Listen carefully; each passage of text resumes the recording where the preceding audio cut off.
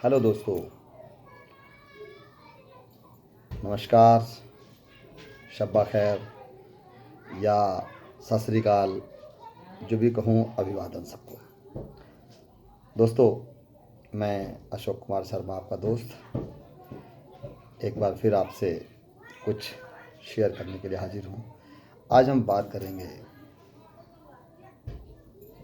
प्यार, स्नेह, समर्पण, त्याग, सेवा। ये कुछ शब्द ऐसे हैं जिनको सुनने के बाद दिल में कुछ एक अलग ही एहसास जागता है। एक अलग सा ये कहें कि अलग सा एक प्रभाव हमारे मन मस्तिष्क पर पड़ता है। और दोस्तों, ये तो हम भी जानते हैं कि स्नेह और प्रेम की जो भाषा है, उससे किसी को भी अपना बनाया जा सकता है। यहाँ तक कि सिंह जैसा खतरनाक जानवर भी आपके स्नेह प्रेम में अपनी हिंसकता छोड़ देता है। और स्नेह और किसी के प्रति जो हम सेवा भाव करते हैं, या कोई हमारे प्रति कोई ऐसा कार्य करता है जिससे कहीं ना कहीं हमें, हमारे मन को शांति मिले, या हमें थोड़ा ऐसा लगे कि हाँ, अपनापन का एहसास हो, और कहीं कोई छोटा सा भी उपकार अगर हमारे ऊपर होता है तो हमें उसका कृतज्ञ होना चाहिए। दोस्तों, एक छोटी सी कहानी शेयर करता हूँ। हम बहुत छोटे थे जब हमने एक कहानी पढ़ी थी, एंड्रयू क्लॉज और शेर की कहानी। दोस्तों, ये उस समय की बात है जब रोम में, क्या पूरे यूरोप में, या यूं कहें पूरे संसार में दासत्व प्रथा थी। और रोम के बादशाह के महल में उनका एक गुलाम था जिसका नाम था एंड्रयू क्लॉज। रोम का बादशाह बहुत क्रूर और निरंकुश माना जाता था। किसी भी बात पर नाराज होके रोम का जो शाह था, या किंग था, या राजा था, कुछ वो मृत्युदंड जैसी चीज़ें दे देता था और बहुत अत्याचार करता था। एक दिन एंड्रयू क्लॉज उनकी अत्याचार से तंग आके महल से भाग गया, और महल से भाग के जाके वो जंगल में छुप गया। तो जंगल में छुप गया, घने जंगल में चला गया, तो वहाँ एक गुफा में वो छुप गया। उसने उस गुफा के पास थोड़ी देर बाद देखा कि एक शेर गुफा के आसपास घूम रहा है, उसके आसपास आ रहा है। वो पहले तो बहुत डर गया वो, लेकिन जब शेर ने उसे कोई नुकसान नहीं पहुंचाया तो उसने ये देखा कि शेर कुछ, उसे ऐसा लगा शेर जैसा कुछ दर्द से परेशान है, या कुछ कहीं ना कहीं उसको परेशानी है। उसने ध्यान से देखा तो शेर के पैर में एक कांटा चुभा हुआ था, खून निकल रहा था उसके पैर से। तो उसने पहले तो डरा, लेकिन फिर भी वो थोड़ी देर हिम्मत करके उस शेर के पास गया, और उसने उसे प्यार से सहलाया, उसके पैर को उठाया, और उसके पैर से वो कांटा निकाल दिया। कांटा निकालने के बाद उसने वहीं से पेड़ों की कुछ पत्तियाँ तोड़ी और उसको रगड़ के उसके पंजे में लगा दिया, और 3-4 दिन तक उसकी उसने सेवा की। उसके वो भी सिंह भी उससे बिल्कुल आराम से मिलता था, जैसे सामान्य रूप में मिलते हैं, कोई किसी को नुकसान नहीं पहुंचाता था। और थोड़े दिन बाद जब उसका घाव भर गया तो 4-5 दिन बाद शेर वहाँ से चला गया। एंड्रयू क्लॉज कुछ दिन छुपा रहा जंगल में, लेकिन राजा के सैनिक उसको ढूंढ रहे थे, तो उन्होंने एक दिन ढूंढ के उसको पकड़ लिया। पकड़ने के बाद उसको ले गए और राजा ने उसको कारावास में डाल दिया, और ये कह दिया कि इसको जो है, इसकी सज़ा ये है कि इसे भूखे शेर के सामने पिंजरे में फेंक दिया जाएगा। दिन निश्चित हुआ।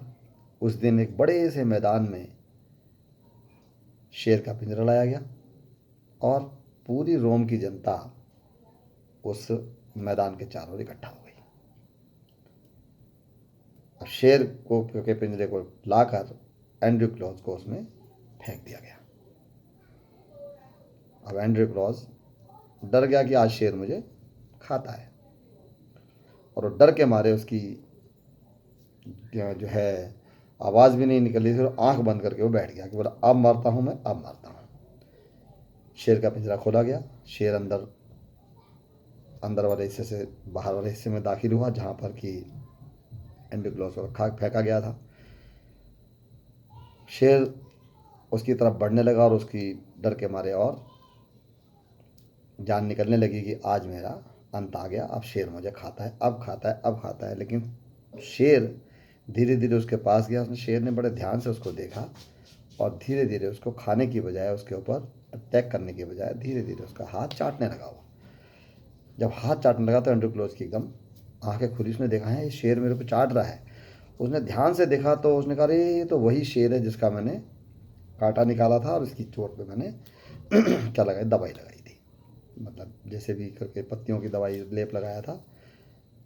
अब जब ये सब चीज़ देखी तो रोम की जनता और राजा सब हैरान हो गए कि ये क्या हुआ है। तो राजा ने उसको बाहर निकाला और बुलाया, और राजा ने उसको पूछा हाँ भाई तूने ऐसा क्या किया कि जो शेर तुझे खाने के बजाय तेरे हाथ चाटने लगा, तेरे से प्यार करने लगा। तो उसने हाथ जोड़कर कहा महाराज, जंगल की पूरी घटना उसने उनको बताई। उसने कहा कि मैंने 4-5 दिन इसकी सेवा की थी, इसके पैर में कांटा चुभा हुआ था और इसने जो है मेरी उस सेवा से ये ठीक हो गया और ये चला गया, और आज इसने उसी सेवा का उपकार करते हुए मुझे भूखा होने के बावजूद मुझे नहीं खाया, और मुझे इसने प्यार से देखा। और एक महाराज हाथ माफ़ी गुस्ताखी माफ़ हो, एक आप हैं जिनकी मैंने जीवन भर सेवा की, लेकिन उसके बाद भी आप मुझे एक छोटी सी गलती के लिए इतना बड़ा दंड देने जा रहे हैं। राजा को पछतावा हुआ और उसने तुरंत एंड्रयू क्लॉज को मुक्त कर दिया और शेर को भी जंगल में छुड़वा दिया, और साथ ही साथ अपने राज्य से दासत्व प्रथा को समाप्त करने की घोषणा कर दी। तो दोस्तों ये था वो उस उपकार का बदला, या उस स्नेह का बदला, या उस समर्पण का बदला, या उस अपनेपन का बदला जो एंड्रयू क्लॉज ने शेर को दिया था। उसकी घायल अवस्था में उसकी मदद की थी, और उसके बदले में शेर ने उसके प्राण छोड़ दिए, और उसने कहा मेरा मित्र है, मैं इसको अटैक नहीं करूँगा। यानी कि कृतज्ञता पशु भी प्रकट करते हैं। तो मित्रों स्नेह की ये भाषा जो होती है बहुत गंभीर, बहुत प्यारी और बहुत गंभीर भाषा होती है। इस भाषा का ना तो कोई मोल है, अनमोल भाषा होती है। तो इस कहानी से हमको ये सीख मिलती है कि मित्रों जिसके साथ भी हम मिलें, प्यार भरी भाषा, स्नेह भरी भाषा का प्रयोग करें, और कभी कोई कड़वा वचन बोल भी रहा है तो उसको सहर्ष हंसते हुए स्वीकार करते हुए उसको प्रत्युत्तर में अपना स्नेह दें। और किसी ने अगर आपके ऊपर कभी भी कोई उपकार किया है, या कोई आपकी मदद की है, या आपका कहीं पर सहायता की है, तो उसका उपकार जीवन भर नहीं भूलना चाहिए।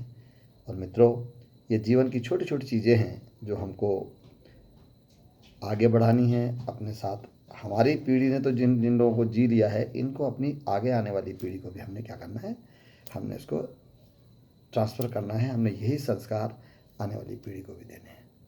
मित्रों स्नेह देने के लिए अपना घर परिवार, आसपास का सारा वातावरण, आसपास के जितने भी लोग हैं उन सब में स्नेह बांटना चाहिए।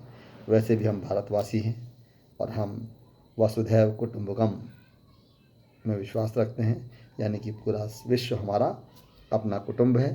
तो अपने इसी कुटुंब में प्यार, संस्कार, स्नेह की भाषा बांटते रहें, चलते रहें। नमस्कार, जय हिंद, जय भारत।